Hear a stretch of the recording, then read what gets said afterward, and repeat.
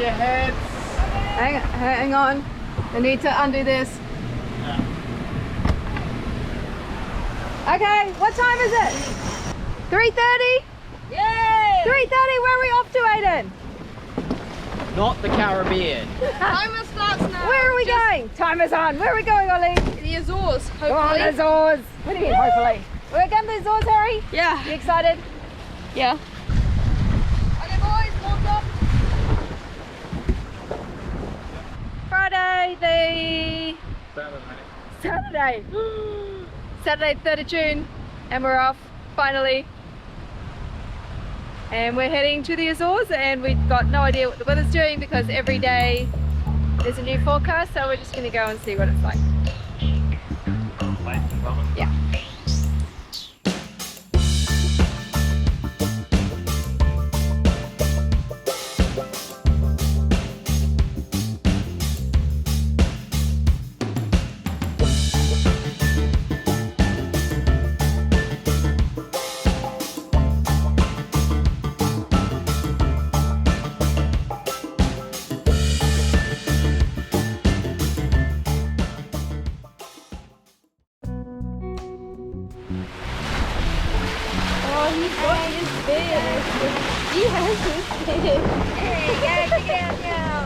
Okay, square of death, set up, bungee cord to stop, boom,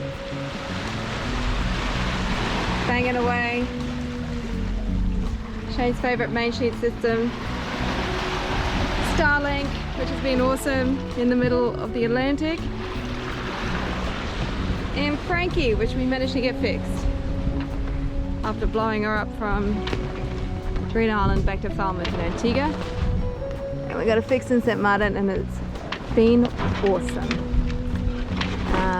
Did some repairs on the mainsail, especially the chafe on the batten pockets, and sorting out the leech end so we could tension them a bit better. That was failing.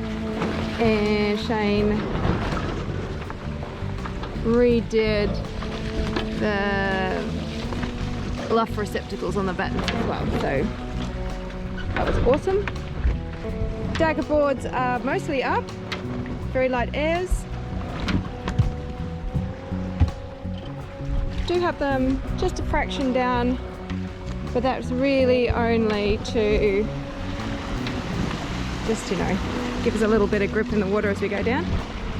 We might have to bring them up all the way shortly because the pressure is dying. 7 knots true wind speed, 4 knot boat speed, 4.9. Okay, this is the least amount of wind we've had the whole time. Experimenting with watches. So the kids, Aiden has been really good doing the 9 to 12 shift every night.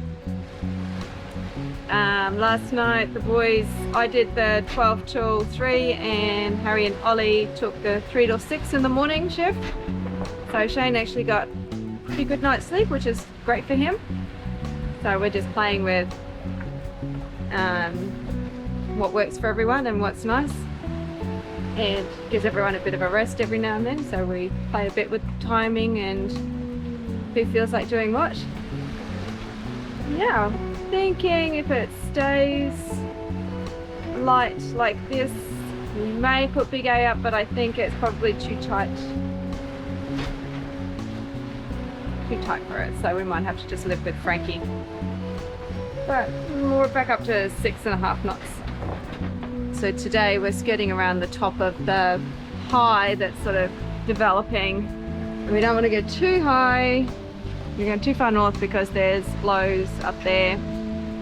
We can't go too far south because there's that high. And we're just hoping we can skirt around it and continue on. And we should be all downwind, maybe all the way to the Azores.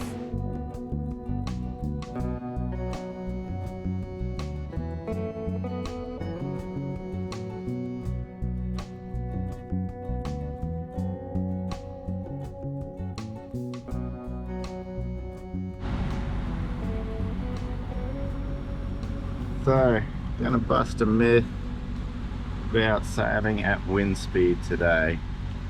That's true wind speed, that's apparent wind speed. That is my speed over ground. That's GPS speed, that's my speed through water. You can see the true wind angle and the apparent wind angle. The important thing when we're talking about sailing at wind speed is true wind speed, and even more important is that your speed over ground is calibrated with your speed over water, and that they read similar. At the moment you can see I got a little bit of dirt on my wheel, but I'm, you know, 0.3 of a knot difference. So what's a wind speed boat? Well, wind speed boat is a boat that will sail at the true wind speed quite happily. Now, our boat is not a true wind speed boat, but it'll give true wind speed a good tickle in the lighter air conditions. We've set our boat up so that it will, in that sub 8 knots, sail at close to, or even will touch, true wind speed. So our boat is fast, but it is not really a true wind speed boat. True wind speed boat is like one of these. Anna insert, Mod 70, Former 60, super crazy fast America's Cup boats. These are true wind speed boats. To achieve true wind speed is bloody hard. Even the best builders of cruising multi-hulls struggle to get their boats to sail at wind speed. Even give it a nudge. Now when I say these big builders, I'm obviously referring to the likes of Jumbo and HHs, and I've sailed and raced a lot of these. They are not really true wind speed boats because they don't sit there all the time, but they give it a good nudge and will sit at wind speeds at certain ranges of angles and wind speeds, a lot more than others, so they're right on the fence. Now, what we have seen is a lot of claims that manufacturers now, my boat's a wind speed boat, and we have seen them actually dial the water speed out of whack so that it overreads, and in one case on one boat it was overreading by 11 knots when the boat was doing 9 knots to make it look like it was doing wind speed. So be careful, people. There are a lot of people out there making very big, very bold claims on something that is actually very hard to do. Making proper wind speed boats is hard. It's not easy. And just because a builder claims that they make their boat out of carbon fiber, just because they claim they got dagger boards in their boat, just because they claim they use carbon masts and 3DI sails, does not make it a wind speed boat. It does not even make it a performance boat. But we'll talk about performance boats and that sort of thing later, and how we define them. We're sending Shane up the mast this morning while there's still very little breeze. We motored all night, and while you're motoring on Shane's shift at 3 o'clock in the morning, he heard a tink tink tink and something, well, you'd think it was a bolt. Sounded like a nut. Sounded like a nut, fell from the sky and landed on the cabin top, and then went plop in the water. So this morning we've got to find out what nut was raining from above, and so we're going to send Shane up the mast and find out what you lost.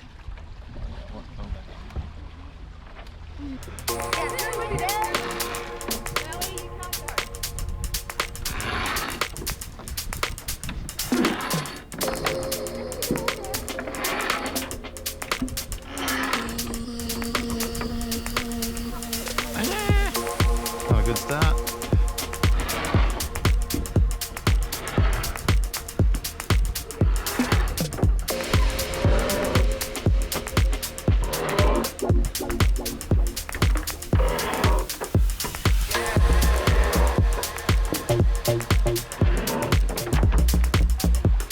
Ready?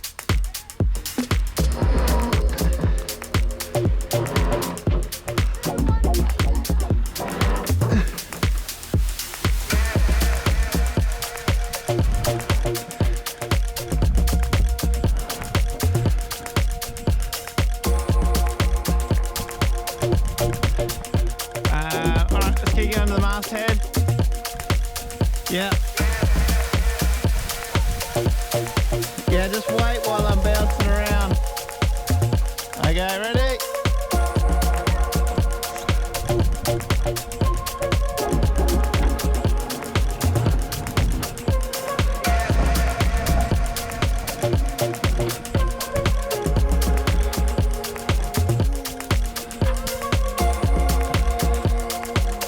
Keep going.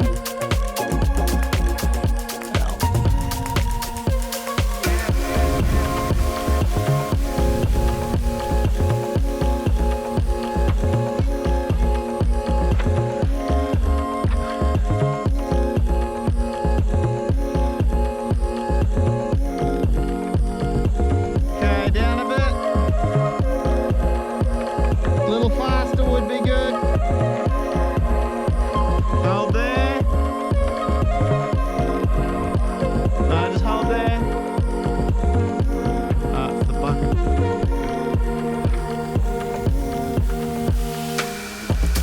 Okay, down to the hounds.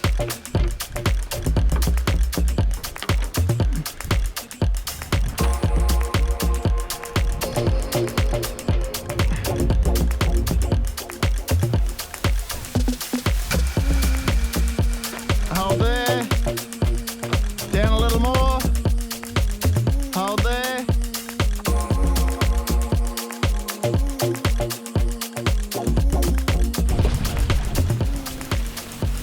Alright. Well, we sent Shane up the mouse earlier and he didn't find anything, but Ollie found the bit that we heard go tinker, tinker, tinker. Well, Dad heard go tinker, tinker, tinker. And what is it, Dad? It was a Grub screw. grub screw from No the idea. sky. So I'm sure we'll have a revelation at some point. Hopefully it's not a catastrophic revelation. Even when you know every single piece of your boat, you don't know every single piece of the boat. Alright, drop it, Harry. Okay, so Ready? I'm gonna drop Frankie.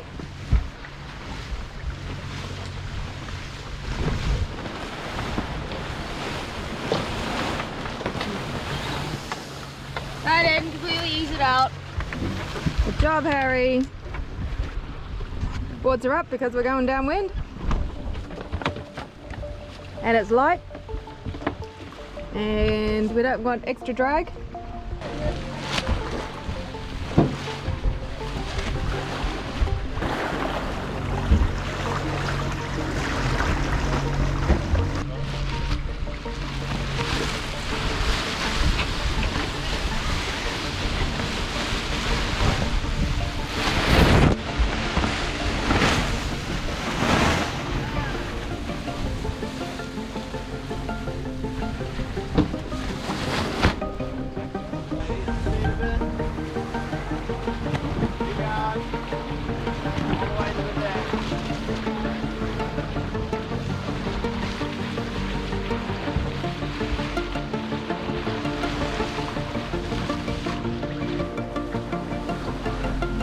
Come on, Big A.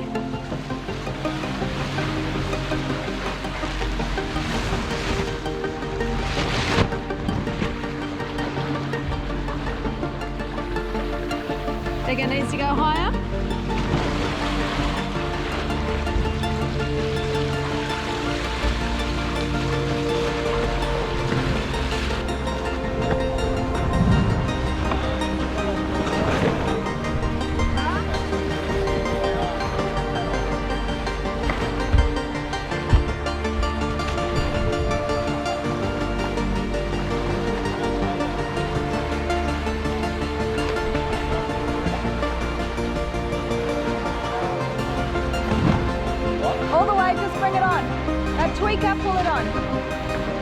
Yep.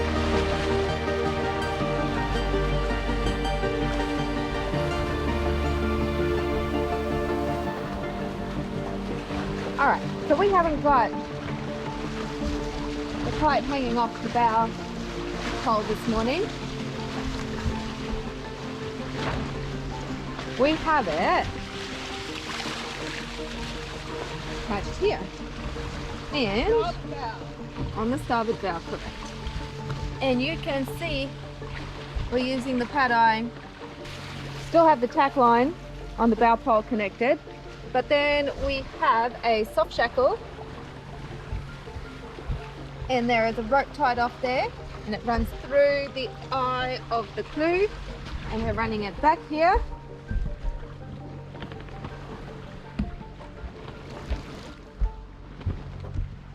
Through this block Hey.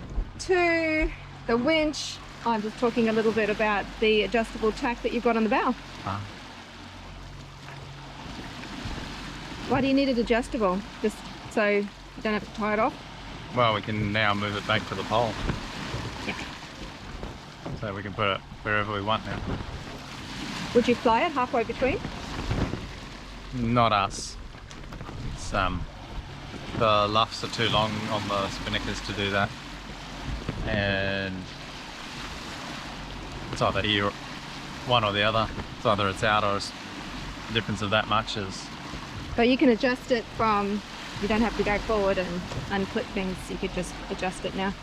Use this one off the bow and pull it on, pull the tack line on, and it'll move to the bow pole. Yeah.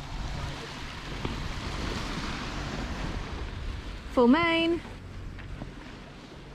And that's our big A, but we're running it from the fractional Yeah. spot. Slightly, I think it needs to be slightly higher, but Yeah. that's okay. So why is it a problem running it from the very top of the mast? Is there too much load up there and not enough supported? Well, the mast just goes. But if you bring it down Then the lever's a meter, then you short enough, so you can't pull it Just- down. so we want the new masthead position to be halfway between the top of the mast and the fractional Yeah. halyard. Yeah, because this is quite a powerful, big kite to be running right at the very top of the mast. Yeah. So we can do that on a day like today. You could do, it is tempting. We've only got what, 8 knots? Oh yeah, between, yeah. If that. I don't think this is actually that fast. Way it's When configured. it's sitting is not very, it doesn't feel very stable. Well, keeps collapsing. Boys, Yeah. let's put it on the masthead, halyard. So we're going to try it, instead of on the fractional halyard, try it all the way at the top. Try and stop it collapsing, and because it's such light airs, you shouldn't have too much of an issue with it loading up too much. More on the sheet. Oh! Pull, pull, pull, pull, pull, pull! Go boys, go boys, go boys! Woohoo! Good job! And no man in the water.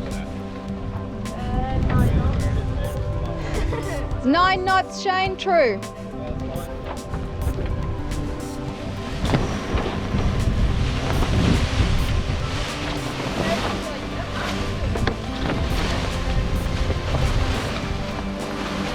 Woohoo!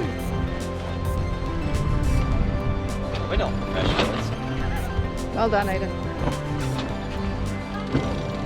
Just wait a second. Get the halyard sorted first. Potato! Yes, almost instantly.